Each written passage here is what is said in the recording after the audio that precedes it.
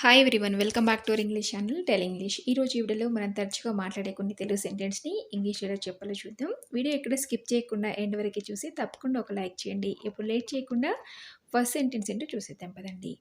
నేను మళ్ళీ వస్తాను అని చెప్పడానికి I will come again. I will come again అంటే నేను మళ్ళీ వస్తాను అని. అలాగే నెక్స్ట్ సెంటెన్స్ వచ్చేసి నేను ఒక విషయం అడగొచ్చా అని అడగడానికి can I ask you one thing. Can I ask you one thing అని అడగాలి. అలాగే నువ్వెందుకు ఆలస్యమయ్యావు అని అడగడానికి why are you late. Why are you late అంటే నువ్వెందుకు ఆలస్యమయ్యావని. అలాగే నేను చేశాను అని చెప్పడానికి I made it.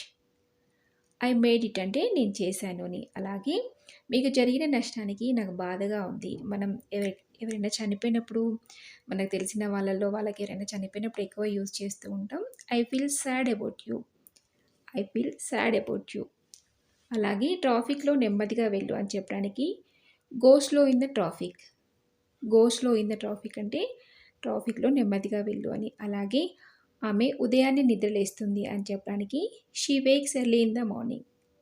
She wakes early in the morning. అలాగే నేను దారిలో ఉన్నాను అని చెప్పడానికి I am on the way.